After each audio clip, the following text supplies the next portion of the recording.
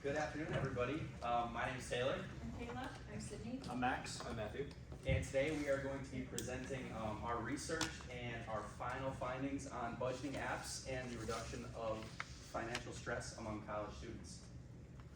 So to kind of briefly summarize what we're going to be talking about, we're going to introduce our topics.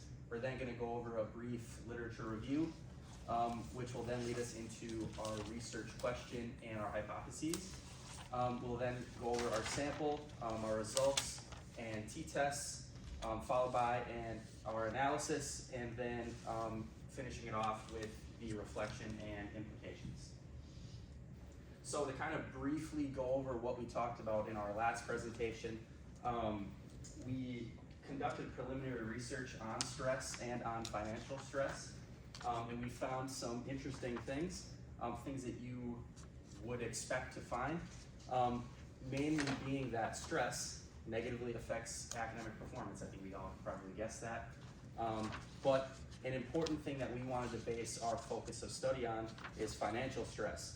And the thing that we found from the American College Health Association undergraduate study is that one of the most commonly reported stressors for college students is actually financial stress. So, like I stated, our preliminary research then on the relationship between financial stress and on lowered academic performance led us to ask the question, will the use of budgeting apps decrease financial stress for college students? So we broke up our literature review into 3 different sections, with the first being financial stress. And being unable to pay for things increases financial stress, which has a negative impact on academic standings. So first we have not having enough money to participate in activities with peers. You don't have enough money to go out with your friends, you might be more stressed out in the end. Credit card usage, not being able to pay your bills on time, and debt. And through those contributors, we have our negative outcomes, which is lower GPA, higher dropout rates, lower rates of seeking higher education, and mental and physical health problems. And then we go into budgeting. So budgeting lowers the likelihood of debt accumulation by reducing overspending and overconsumption. Lower debt is correlated with lower financial stress. So budgeting lowers debt, and lower debt is correlated to lower financial stress. And then self-efficacy. So in this case, self-efficacy is one's confidence in their abilities to handle their finances. Students are more likely to maintain a budget when they feel confident in their ability to do so. Students with higher self-efficacy are less likely to report financial stress. And budgeting apps provide an opportunity for learning and practice to increase confidence among young people. And then aside from Angel in 2018, that study, there's a little research that's been done on the effectiveness of budgeting apps in reducing financial stress, especially among college students. And then going into actual budgeting apps. They're accessible for college students to use. They're easy to use, and through that, they increase self-efficacy. Budgeting is correlated with lower financial stress, and then lower financial stress improves academic outcomes. And one commonly used budgeting app, among others that we found in the responses, is Mint. There was Rocket Money. There were several others, although we didn't have a ton of people who used them.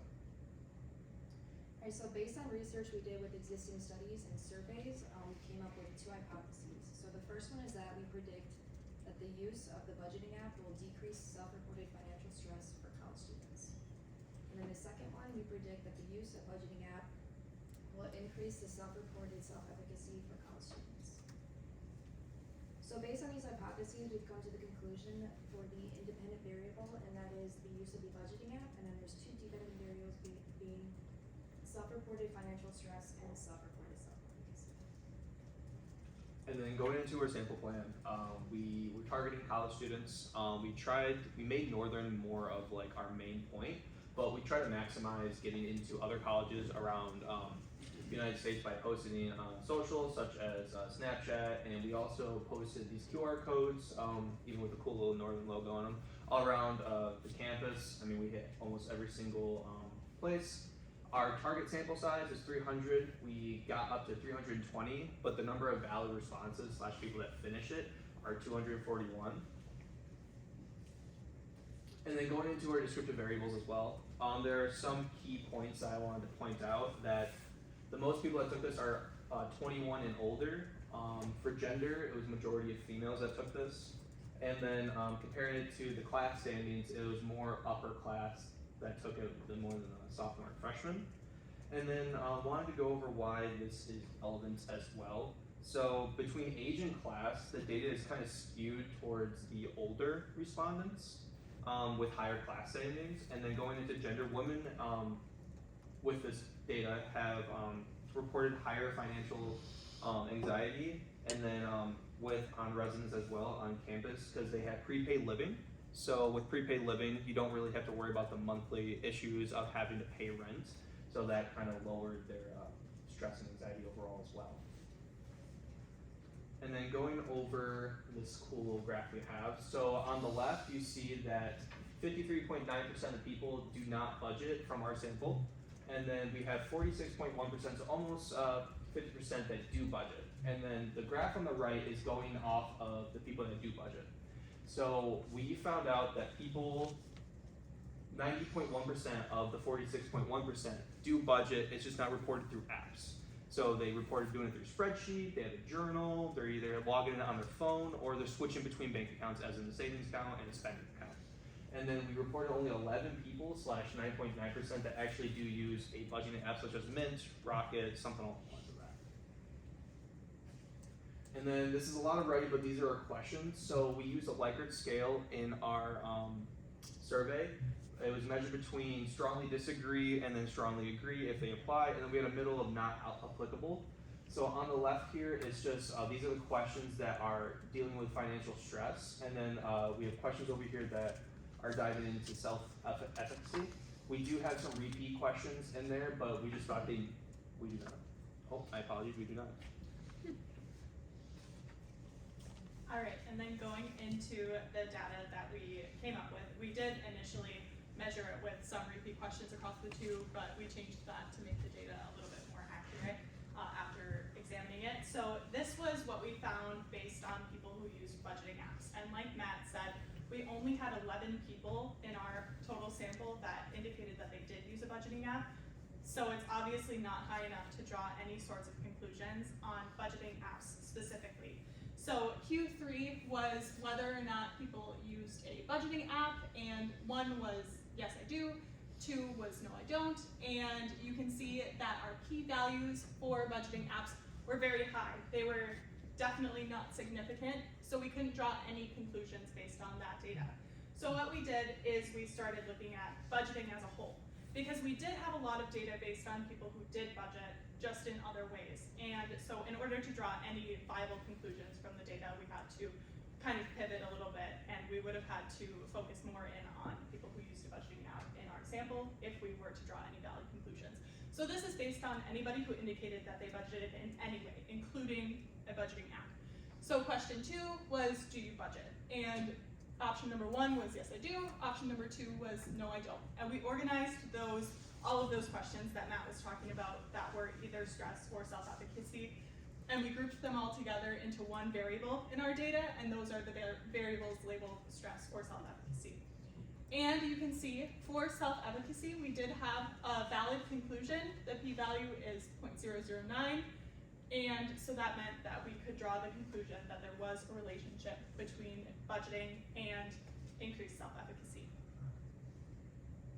So moving on to our results for hypothesis 1, like I mentioned, this data is based on budgeting as a whole, not using a budgeting app. The study found that there was not a statistically significant difference in financial stress score between people who budget and people who do not budget. However, it was pretty close.